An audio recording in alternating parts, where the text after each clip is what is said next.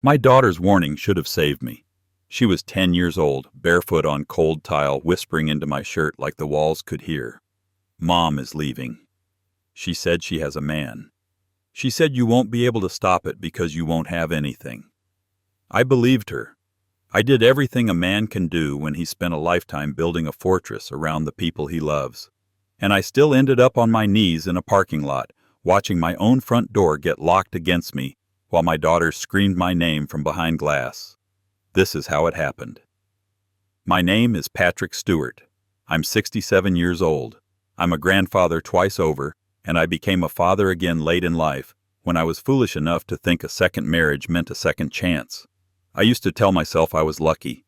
I had a company I built from nothing, a house with a view of the water, adult children who had grown into good people, and a little girl who still ran to the door when she heard my truck in the driveway.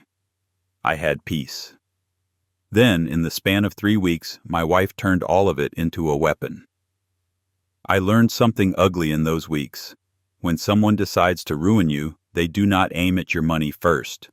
They aim at your credibility. They aim at your relationships. They aim at the one person you would burn yourself alive to protect. And if they can take that person, everything else is just accounting.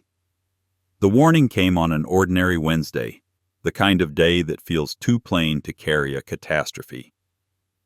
I'd come home early because my left knee was acting up again and the rain had started to come in sideways off the bay. The house smelled like lemon cleaner. The television was on, volume low, one of those home renovation shows that make life look simple. Maisie was at the kitchen table with her homework, pencil gripped tight, shoulders raised like she was bracing for something. My wife, Evelyn, wasn't in the room. I heard her voice from the pantry hallway, soft and careful. At first, I didn't register it as danger. Evelyn was always on the phone. She had friends from her yoga studio, committees, volunteer groups. She liked the sound of being needed. Then I heard my own name. He'll sign it. He has to. He's old-fashioned. He thinks he's being responsible. Once it's done, we go. I'm not spending the rest of my life waiting for him to die. The sentence landed in my chest like a dropped weight. I stopped in the doorway, one hand still on my coat zipper, rainwater dripping from my hair onto the mat. Maisie looked up at me. Her eyes were too wide. Her mouth opened, then closed again. I didn't move. I didn't breathe. Evelyn's voice continued, muffled by the pantry wall. And if he gets difficult, I'll do what you said. I have enough. The judge will eat it up. He's got a temper. He has that old man glare. I can make him look scary. And then I'll have full custody. Full. My stomach turned. Maisie's pencil snapped in her fingers with a sharp little sound, like a twig breaking. I turned and walked back out onto the porch as quietly as I could, like I'd forgotten something in the truck, like I hadn't just heard my wife map out my death while I was still breathing. I stood in the rain and forced my hands to stop shaking. When I went back in, Evelyn was smiling in the kitchen as if nothing existed beyond her teeth. "Hey," she said brightly. "You're home early." "Traffic was ugly," I said. I tasted metal. I kept my face blank. Her eyes flicked to Maisie for half a second. There was something there, quick and warning, like a silent command. Maisie stared at her paper. Evelyn walked past me and kissed my cheek. Her lips were warm. Her perfume was clean and sweet. The normalcy of it made my skin crawl. "Dinner okay?" she asked. "Sure," I said. I went upstairs and closed the bedroom door behind me, then leaned both hands on the dresser and stared at the wall until my vision steadied. I had been married before. My first wife, Margaret, was the mother of my grown children. She died in a car accident when the kids were still young enough to need bedtime stories. I spent years as a man who worked too much and slept too little, a man who learned how to do ponytails with one hand while stirring soup with the other. That life taught me something important. Love is not the same thing as trust. Trust is earned daily, quietly, without applause. Evelyn never earned it the way Margaret did.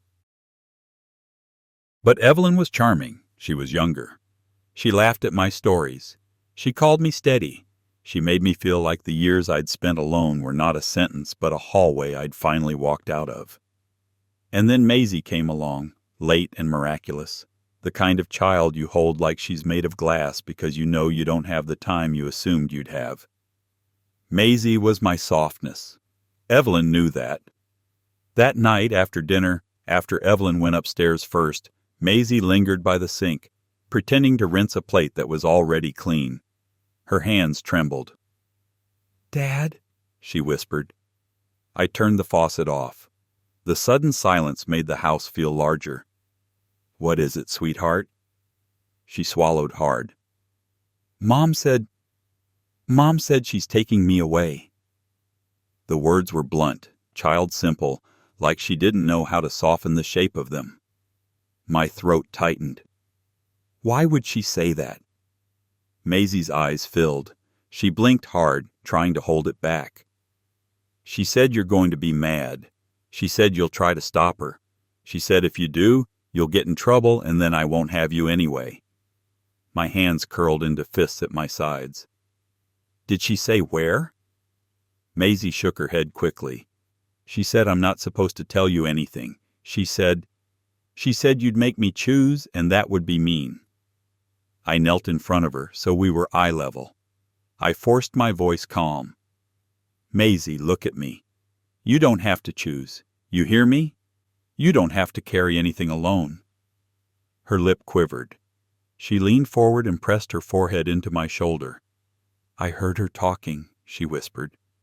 "I heard her say your money is going to be hers. I heard her say you'll be sorry." A 10-year-old should not know what money means in a marriage. A 10-year-old should not be asked to fear her own father.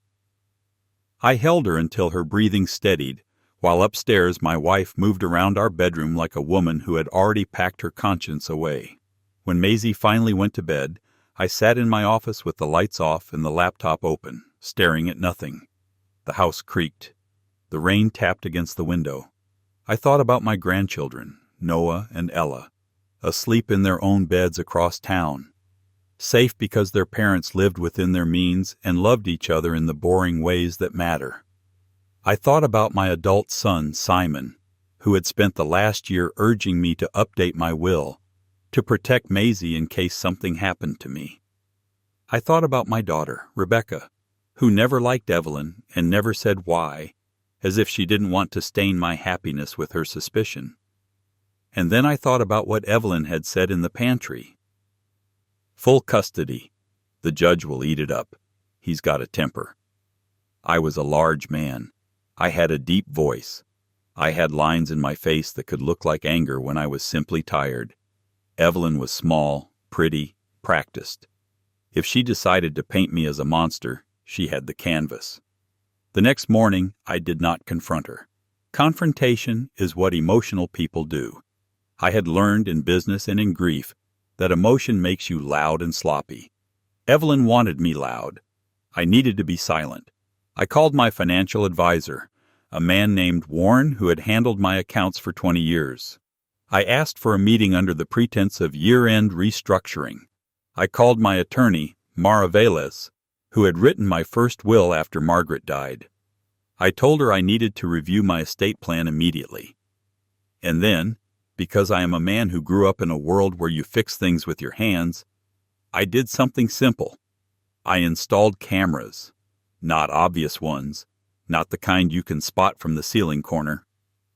Small ones, hidden in the smoke detector in my office, in the bookshelf in the living room, in the faux plant Evelyn insisted on by the back door. I told myself I wasn't spying. I told myself I was protecting my daughter. But the truth is, I needed proof of reality, because when someone lies with a smile, you start to question your own mind. That weekend, Evelyn suggested we have a family meeting. She said it like she was offering me something. Maisie went tense as soon as she heard it. We sat at the dining table. Evelyn wore a soft sweater and her most innocent expression. She poured tea.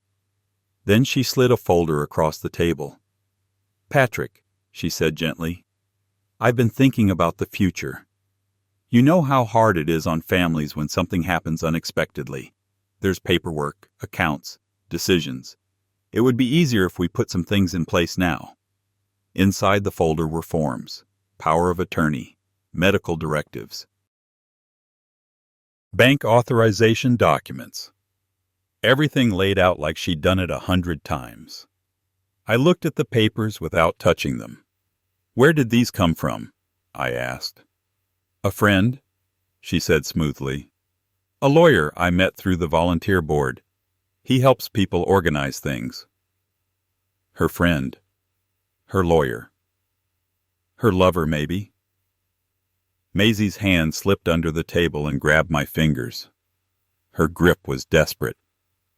Evelyn smiled at her. "Sweetie, go play for a bit. Grown-up stuff." Maisie didn't move.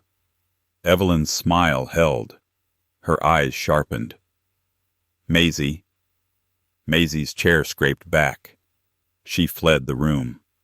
I watched her go, my chest tight, and then turned back to Evelyn. "This seems sudden," I said. Evelyn's expression softened into false concern. "It isn't sudden. You've been tired lately. You forget little things. You're not as strong as you used to be, and that's okay. I'm here. I just want to help." There it was, the first seed. He's not as strong. He forgets. The story she would tell later, to doctors and judges and police. I forced a small laugh.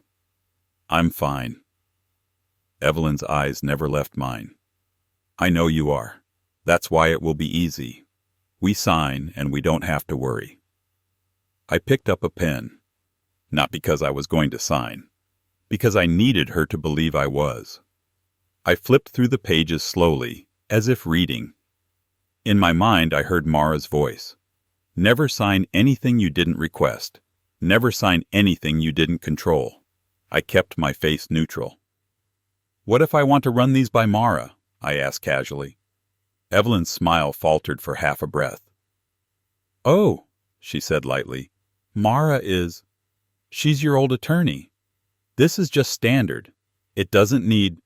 "It needs," I said, still calm. "She's my attorney." Evelyn's fingers tightened around her mug. She set it down carefully. Too carefully. "You don't trust me," she said, voice small. It was a performance. She wanted me to reassure her. She wanted me emotional. She wanted me to say I was sorry. I didn't. "I trust paperwork," I said. "I always have." A muscle jumped in her jaw. She picked up the folder and closed it like she was done being patient.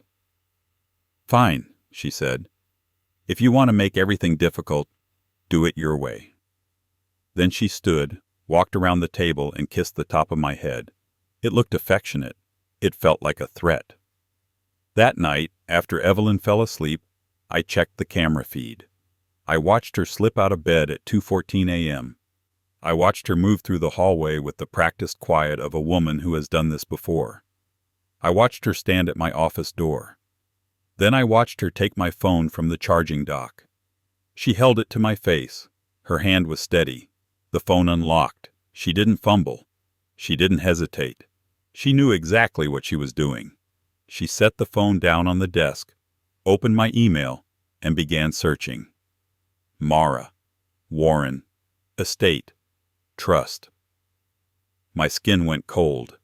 Evelyn wasn't guessing. She was hunting. In the morning, she was all sweetness again. She made pancakes. She kissed Maisie's forehead. She told me she loved me. And my daughter, quiet at the table, watched her mother like a little animal watches a storm. 2 days later, Warren called me. "Patrick," he said, voice cautious, "did you authorize a transfer request?" My stomach dropped. "No," I said. There was a pause. "It came from your email," he said. "A scanned form. It looks like your signature."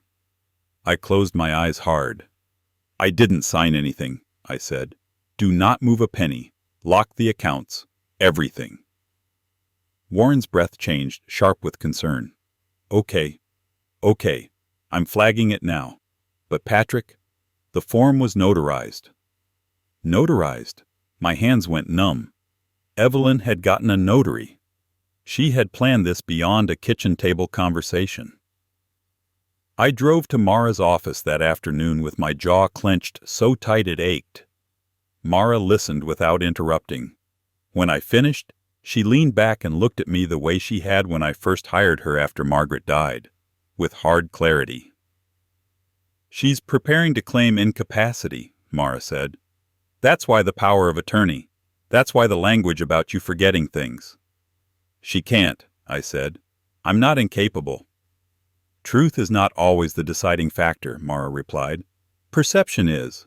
Documentation is. Whoever shows up first with a story tends to control the narrative."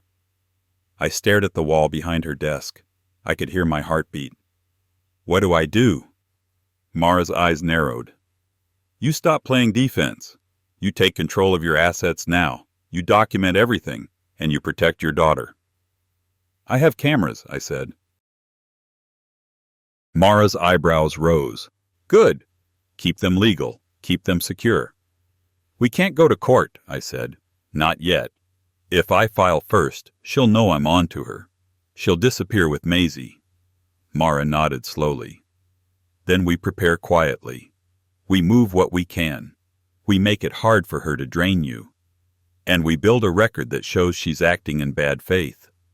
I left Mara's office with a folder of steps, and for the first time in days, I felt something like control. That feeling lasted until I got home. Maisie met me at the door, face pale. "Dad," she whispered, grabbing my sleeve, "Mom is mad." "Why?" Maisie looked down. "Because I asked if I could stay with you always." My chest tightened. In the living room, Evelyn sat on the couch with perfect posture, legs crossed, hands folded, as if she were waiting for a meeting. "Patrick," she said softly, "we need to talk about Maisie." I didn't sit. "What about her?" Evelyn sighed like she was burdened by my stubbornness. "You're confusing her." I stared at her. "I'm her father." "I know," she said gently. "And you love her. That's why you need to understand what she needs. Stability, peace, not tension." "Tension?" I repeated, voice flat. Evelyn tilted her head, feigning sympathy. "You've been on edge. You've been watching me. You've been questioning things. It's making her anxious." It was a trap. If I protested, I was unstable. If I stayed calm, I was cold. She had built a room where every door led to the same place. I forced my voice steady. "If she's anxious, it's because you're threatening to take her away." Evelyn's eyes widened with perfect shock. "What?" "Don't," I said quietly. "Don't pretend." For the first time her mask slipped. Not far, just enough for me to see the hard edge beneath. "You're getting paranoid," she said softly, "and that worries me." There it was again. Paranoid. Unstable. The words that would become the label. I looked at her for a long moment, and then I did something I thought was smart. I told her I would sign the paperwork, not all of it, just enough to make her relax. Her eyes warmed instantly. "Really?" "Yes," I said, "if it makes you feel better." Evelyn smiled, and that smile was not relief. It was victory. That night I slept with my phone in my pocket and the office door locked. I didn't trust the locks, but I trusted my own vigilance. At 3:30 a.m. I woke to a faint sound. A click. The quietest kind of click. The kind you hear when someone is very careful. I slid out of bed, moved silently down the hall, and stopped at the top of the stairs. Evelyn was downstairs, not in the kitchen, not in the living room, in my office. I could see a thin line of light under the door. My heart slammed against my ribs. I moved down the stairs like a ghost, bare feet on cold wood. At the office door I heard her voice. Soft, intimate. Not on the phone speaker this time, on a call held close to her face. "I'm in," she whispered. "He locked it, but he's old. The key is still where he always puts it. Yes. Tomorrow. I swear. I have the forms. I'll get the signature. I'll get everything. I tasted blood where my teeth dug into my cheek. I pushed the door open. Evelyn spun around, phone in hand, eyes wide. For half a second, she looked like a child caught stealing. Then her face changed. She set the phone down slowly, palm flattening over it. "Patrick," she said, voice trembling. "What are you doing?"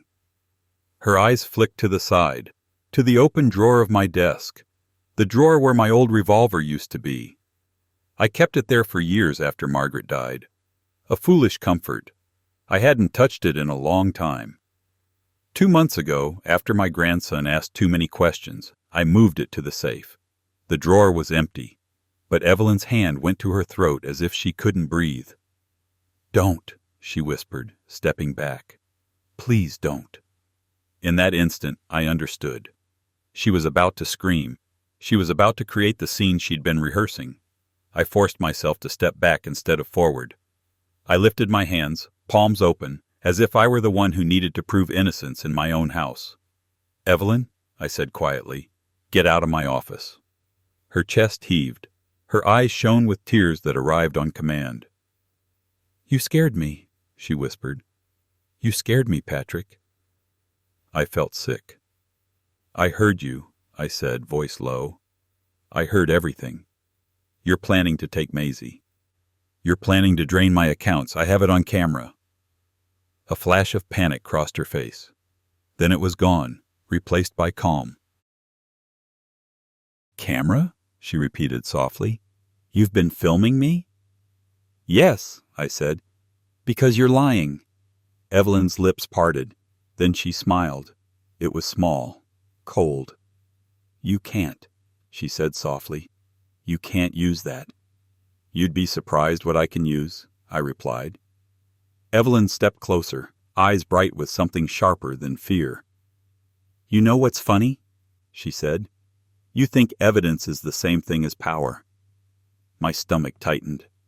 "I have power," she continued, "because I have a story, and people believe stories, Patrick." Before I could respond, Evelyn slapped her own face. Hard. The sound cracked through the office. Then she did it again, and again. 3 fast strikes, leaving her cheek red and her eye watering. I froze, horror rooting me to the floor. Evelyn stumbled back, one hand to her face, breathing ragged like she'd been attacked. Then she screamed. Not a frightened scream, a controlled scream, the kind that carries. "Maisie!" she cried. "Maisie! Call 911!" My blood turned to ice. Upstairs, a door opened. Small footsteps pounded on the floor. "Mom?" Maisie's voice, thin and terrified. Evelyn turned her head, tears streaming now, and pointed at me with shaking fingers. "He hit me," she sobbed. "He finally hit me." Maisie let out a sound I can still hear when I close my eyes. A broken little gasp. "Dad?" she whispered. I stepped forward, hands out, desperate. "Maisie, no," I said. "Listen to me. She did that to herself. She's lying." Evelyn collapsed onto the floor in a heap, as if her bones had turned to water. "I tried," she cried. "I tried to help him. He's not well. He's not himself." Maisie backed away. Her eyes were huge, her face drained of color, caught between the 2 people she loved most. I moved toward her. Evelyn screamed again, louder. "Don't come near her!" Maisie flinched. And then she ran. Not to me, to her mother. Evelyn wrapped her arms around Maisie like she'd just survived a disaster, like she was the victim and I was the danger. And I stood there, in my own office, with my hands raised, watching my wife rewrite my life in real time. The police arrived in 8 minutes. I know because I watched the timestamp later, over and over, like a man pressing on a bruise to prove it hurts. 2 officers stepped into the house, 1 male, 1 female. They took one look at Evelyn on the floor, her cheek red, her eyes wet, Maisie clinging to her, and their posture changed. The male officer's hand went to his belt. "Sir," he said sharply, Step back. I did. I kept my hands visible. Officer, I said, voice steady. She staged this. I have cameras. She hit herself. She's been planning to drain my accounts and take my daughter. Please, check my office. There are... Sir, the female officer cut in, eyes on Evelyn. We'll ask the questions. Evelyn sobbed quietly, looking fragile and small. Maisie's face was pressed into Evelyn's shoulder. Her whole body trembled. The male officer looked at me like he'd already decided what I was. Is there a weapon in the home? He asked. No, I said. Not accessible. Everything is locked. Evelyn made a small choking sound. He keeps it in his office, she whispered. He threatened me with it. My stomach lurched. That's not true, I said. The officers exchanged a look. Sir, the male officer said, voice firm. Turn around. What? I stared. No, please, not like this. Turn around, he repeated. I did, slowly, because I knew how this works. You resist, you become the threat. Cold metal cuffs clamped around my wrists. Maisie let out a sob. Dad, she cried finally, reaching toward me. Evelyn pulled her back. No, Evelyn whispered to her, loud enough for me to hear. He's not safe. Stay with me. I twisted, straining against the cuffs, trying to catch Maisie's eyes. Maisie, I said, voice cracking. I did not touch your mother. You hear me? I did not. I love you. I love you. Maisie's face contorted. Her eyes flooded. She took a step toward me. Evelyn whispered something in her ear. Maisie stopped. The male officer guided me toward the door. As I passed the living room, I saw it. My own phone on the coffee table. Unlocked. Open. Evelyn had placed it there like an offering. Later, I would understand why. That night in the holding cell, my wrists aching, my head pounding, I called Mara with my one allowed phone call. Mara, I said, voice raw. She did it. She staged it. They arrested me. Mara's voice went tight. Are you injured? No. Did they charge you? Domestic assault, I said. Protective order, they said. Mara swore under her breath, rare for her. Listen to me. Do not say anything to anyone without me. Not one extra word. We fight the order. We fight the narrative. I need my daughter, I said, my voice breaking. Mara, I need my daughter. I know, she said. I know. Patrick, listen. She's going to move fast. We move faster. But speed doesn't matter when someone has already cut your legs out from under you. The next morning, I was released on bail. When I stepped outside, the air tasted like damp concrete and exhaust. My suit was wrinkled. My hands shook. Simon was there, my adult son, face pale with shock. What happened? He demanded. I opened my mouth. Then I saw Evelyn's car across the lot, and next to it, a man I didn't recognize. Tall, well-dressed, hair too neat, a hand resting lightly on the driver's door like it belonged to him. Evelyn stood beside him, sunglasses hiding her eyes, cheeks still slightly red. Maisie was in the back seat. I stumbled toward the car. Simon grabbed my arm. Dad, you can't... I need to see her, I said. The man stepped forward smoothly, blocking my path. Mr. Stewart, he said politely, I'm Caleb Rourke. His voice was calm, confident. Lover, lawyer, both, I realized, in the same breath. I represent Mrs. Stewart, he continued. There is an emergency protective order in place. You are not to approach her or your daughter. My daughter, I said, voice shaking, is not her property. Caleb's smile was small. That's for the court to decide. Behind him, Evelyn opened the back door and leaned into the car. I heard her soft voice. I couldn't hear the words. Then Maisie looked out the window. Our eyes locked. For a moment, there she was, my little girl, The one who used to climb into my lap with her book and ask me to read even when she could read better than I could. Her mouth opened. "Dad," she whispered, too quiet to hear, but I saw it. I stepped forward without thinking. Caleb's hand went up. "Stop." I stopped because my wrists were still bruised from the cuffs and because I could see the officers nearby watching. Evelyn glanced at them, then back at me, and she smiled. Not wide, not dramatic, just enough to let me know she was enjoying it. The car pulled out of the lot. Maisie's face vanished behind tinted glass. I stood there with rain starting again, falling in thin, cold needles. Simon's grip tightened on my arm. "Dad," he said hoarsely, "what did you do?"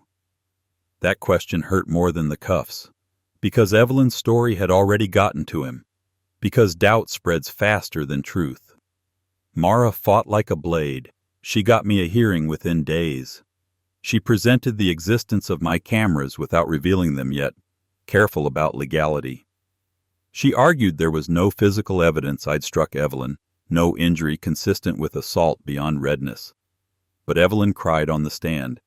She spoke softly about my temper, my mood swings, my decline. Caleb guided her with gentle questions that let her paint a portrait without ever lying in a way that could be proven. When Mara asked Evelyn why she had not called the police immediately if she feared for her life, Evelyn's answer was perfect. "I was ashamed," she whispered. "I didn't want to believe the man I married could become that." The judge's eyes softened. The protective order was extended. Supervised visitation was discussed. Once Mr. Stewart completed an anger management evaluation. Anger management. The phrase burned. I wasn't allowed back in my own home. I wasn't allowed to see my daughter without someone watching me like an animal. And while all of that happened, while I was trapped in hearings and evaluations and paperwork, Evelyn moved. Warren called me again, voice strained. "Patrick," he said, "there have been further attempts on your accounts. Multiple." "Blocked?" I asked. "Blocked," he confirmed. "But someone filed for emergency conservatorship." My vision went dark at the edges. "What?" I whispered. "It's in the system," Warren said. "Your wife claims you're incapacitated. The documents include a doctor's statement." A doctor.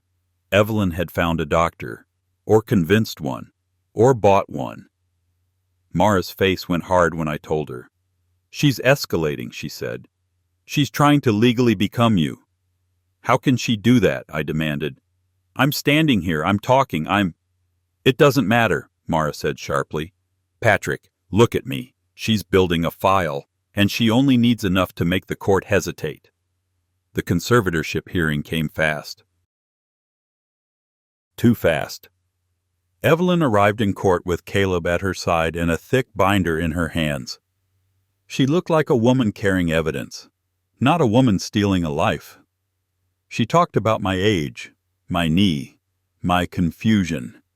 She talked about how I'd forgotten to pay a utility bill once, how I'd snapped at a contractor, how I'd been suspicious. She talked about my cameras like they were proof of instability rather than self-defense. "It's frightening," she said, voice trembling. "I'm scared for Maisie. I'm scared for him too, because he doesn't even see what he's becoming." She looked at me with wet eyes, as if she still cared. I stared back and I realized something that hollowed me out. Evelyn was enjoying this because it wasn't just about money. It was about watching me be disbelieved. It was about stripping me down in public until even my own children questioned me. The judge ordered a temporary conservatorship evaluation. Temporary. But temporary is all a predator needs. Within 48 hours, my credit card stopped working. My business line of credit was frozen. The accounts that had paid my legal bills were under review. I went from a man who could fight to a man who had to ask permission to buy groceries. Mara paid some of my costs out of loyalty at first, but loyalty does not pay court fees forever. Evelyn's goal was simple: starve my defense. And she did it with paperwork, not violence. Maisie called me once during that time. It was late. A strange number.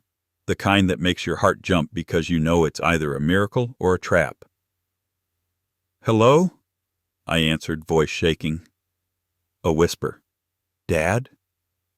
I stood so fast my chair fell behind me. "Maisie?"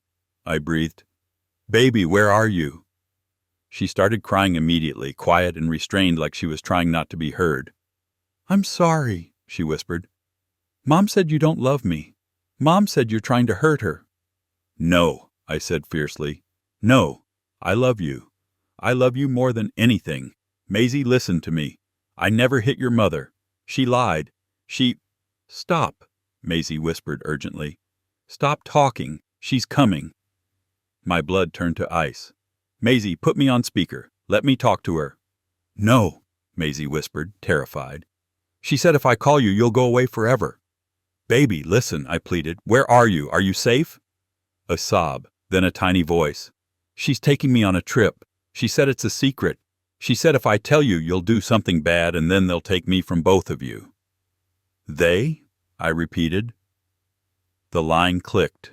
Gone. I stared at the phone until my hand cramped around it.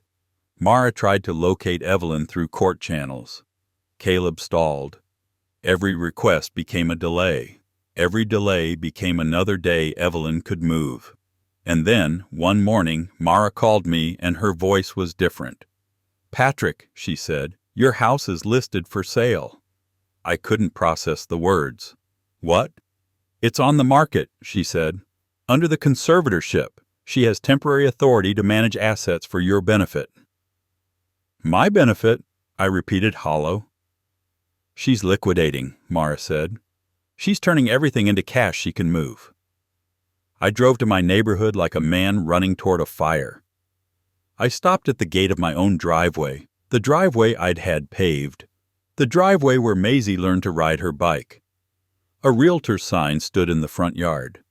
The windows were staged, curtains open, lights warm, like the house belonged to someone else already. I got out of the truck and stood at the gate, hands trembling. I couldn't go in. There was a court order. My own home was visible and forbidden, like a museum display of my old life.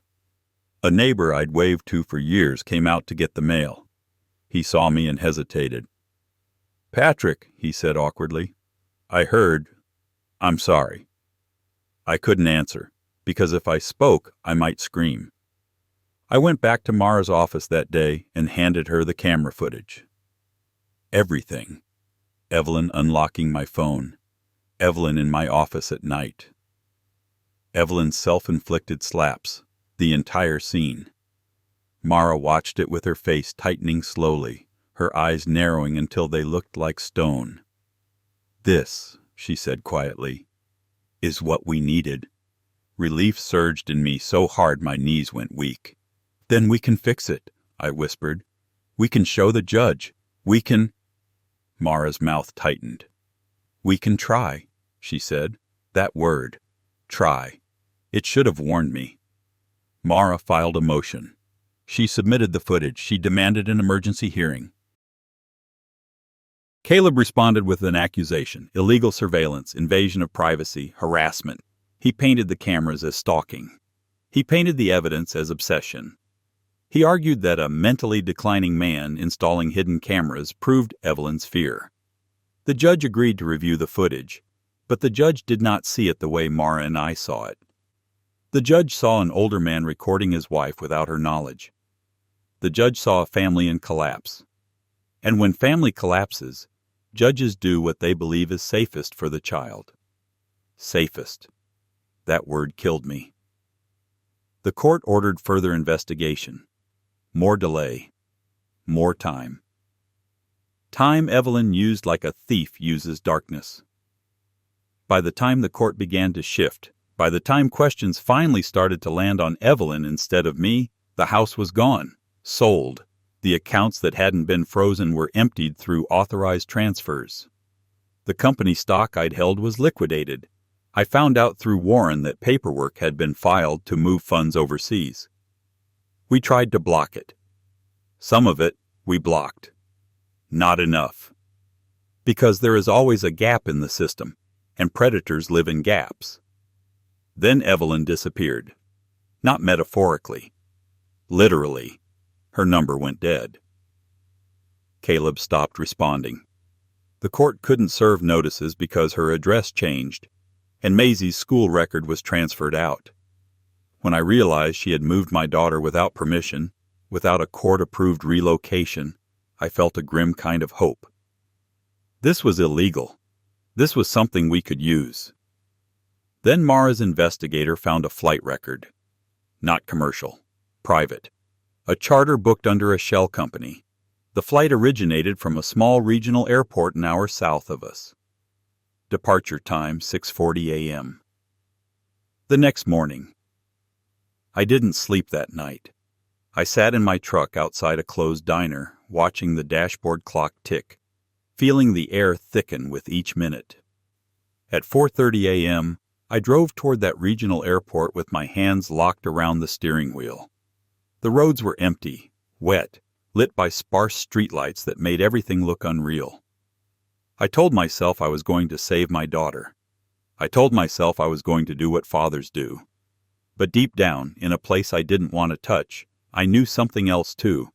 Evelyn wasn't running in panic. She was running in victory. When I reached the airport, the sky was still dark, a bruised blue at the horizon. I parked at the far end of the lot and walked toward the small terminal. I saw the private hangar lights first, bright and stark. Then I saw them. Evelyn, in a long coat, hair tucked neatly, moving with calm purpose. Caleb beside her, carrying a bag. And between them, Maisie. My daughter wore a backpack too big for her shoulders and clutched a stuffed rabbit under her arm. She looked sleepy, confused, small. I started walking faster, then faster. By the time I reached the perimeter fence, my breath was ragged and my knees screamed. I called out, voice cracking, "Maisie!" She turned. Her face lit up with shock and hope all at once. "Dad!" she cried. Evelyn's head snapped toward me. Her expression didn't change into fear. It changed into irritation, like I was a fly that had gotten in the way. Caleb stepped forward, already reaching into his pocket. Evelyn bent down to Maisie, grabbed her shoulders, and whispered into her ear. Maisie's face crumpled. She looked at me again, tears filling her eyes. Then Evelyn pulled her toward the hangar door. "Stop!" I shouted. A guard appeared from nowhere, moving quickly toward me. "Sir," he said, hand raised, "you need to step back." "That's my daughter," I said, voice raw. "She's taking her. That's my child." The guard's eyes were blank with procedure. "Do you have authorization to be here?"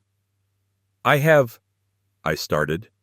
Caleb turned and held up a document, a restraining order.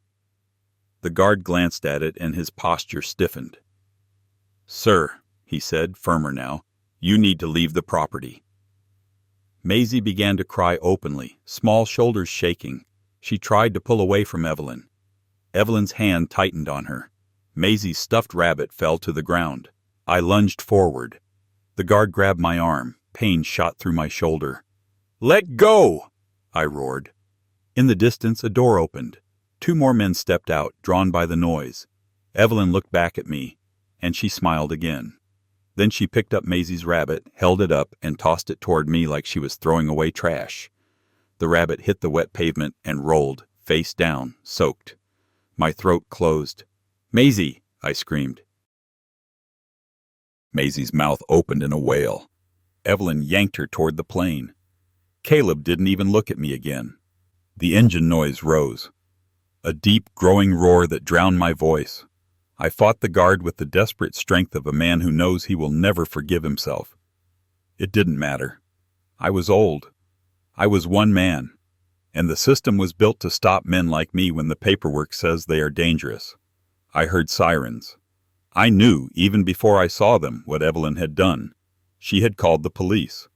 Not because she feared me, because she knew the sight of me being restrained and shouting would complete her story. The patrol car lights flashed across the wet tarmac like knives. An officer stepped out, hand already on his holster. "Patrick Stewart," he called out. "Step away and get on the ground." I turned, panting, soaked, shaking, my eyes locked on my daughter being loaded into a plane. "Please," I tried to say, but my voice broke. "Please, she's on the ground," the officer repeated. Evelyn turned at the plane steps. She bent down to Maisie one last time. I saw her mouth move. I saw Maisie flinch like she'd been struck. Then Maisie looked at me over Evelyn's shoulder. Her face was wet with tears, cheeks red, eyes wild. She pressed her small hand to her chest and then reached it toward me, fingers splayed. Our old signal when she was little. "I'm here. I'm trying." Then she was inside. The plane door closed. The engine screamed. I dropped to my knees on the wet pavement because my legs gave out, because my spine couldn't hold the weight of that moment. The officer's boots splashed toward me. Hands grabbed my arms. Cold cuffs again. I watched the private jet roll forward and lift into the gray morning sky. And I understood, in a way that hollowed my chest out, that I had already lost. Not because I didn't love my daughter enough. Because love is not a weapon the court recognizes. Paper is. I spent the next months in a slow collapse that felt like drowning on dry land. Charges came and went. The footage fought in court. Questioned. Dissected. Evelyn was declared unreachable. Caleb vanished with her, taking the money that had gotten through, taking the cash from the house sale, taking the liquid pieces of my life, and turning them into a new start for themselves. Mara kept fighting, but every fight cost money, and my money had been turned against me. My adult children tried at first. Simon paid for a hotel room for me when I couldn't go home. Rebecca brought groceries. My grandchildren drew me pictures and asked when Maisie would visit again. Then the strain wore them down. People tire of other people's disasters. Even family, especially when the disaster comes wrapped in court orders and accusations. My name became complicated. My presence became heavy. And Evelyn's narrative, even when it started to crack, left a residue. The day Warren told me the remaining accounts were empty, I didn't even feel shock. I felt a strange quiet, like my body had prepared itself for the final blow. I sold my watch, then my truck. Then I sold the last thing I'd held on to out of stubborn pride. My wedding ring from Margaret, the one I'd never taken off because grief doesn't care what marriage you're in now. I told myself I would buy it back someday. That was another lie I used to survive. I moved into a cheap room above a closed-down storefront, the kind that smells like old carpet and cooked oil from a restaurant that used to exist. The landlord didn't care who I was as long as I paid in cash. I lived out of 2 bags. Every morning I woke up and reached for my phone, half expecting another call from Maisie. Every morning there was nothing. Mara eventually sat across from me in a diner with a coffee I couldn't afford and told me the words I had dreaded. "Patrick," she said quietly, "we have leads. We have suspicions. But without cooperation from the jurisdiction she's in, without proof of location, without resources, I can't promise you we can find her soon." Soon. That word is a blade when it's attached to a child. "How long?" I asked. Mara's eyes softened, and I hated it. "I don't know," she said honestly. "She planned this. She covered her tracks." I stared at the table until my vision blurred. "I had her," I whispered. "At the airport, I had her in my sight." Mara's voice was tight. "And the system chose the paperwork." I went back to my room that night and sat on the bed, staring at the stained wall. I reached into the pocket of the coat I still wore because it was all I had, and my fingers touched something small. Paper. I pulled it out. A folded drawing, crumpled, softened by time. Maisie's handwriting at the bottom, uneven but clear. Dad plus Maisie forever. A picture of 2 stick figures holding hands under a crooked sun. On the back, faint pencil marks I hadn't noticed before. Numbers. A partial phone number scribbled as if she'd written it in a hurry, maybe in a car, maybe while Evelyn wasn't looking. It wasn't complete. It was missing digits. It wasn't enough to call. It was enough to break me, because it meant my daughter had tried. Even in the middle of her mother's lies, even while being pulled away, she had tried to leave a trail, and I had failed to read it in time. Now, there was no home to return to, no money to leverage, no authority anyone respected, just an old man with bruised wrists and a child's drawing in his pocket. I'm telling you this from a public library because it's warm, and nobody asks questions if you sit quietly. I'm telling you this because people like Evelyn count on silence. They count on shame. They count on the fact that men my age are supposed to fold when they're humiliated, supposed to disappear when the world decides they're a problem. But I don't have the luxury of disappearing.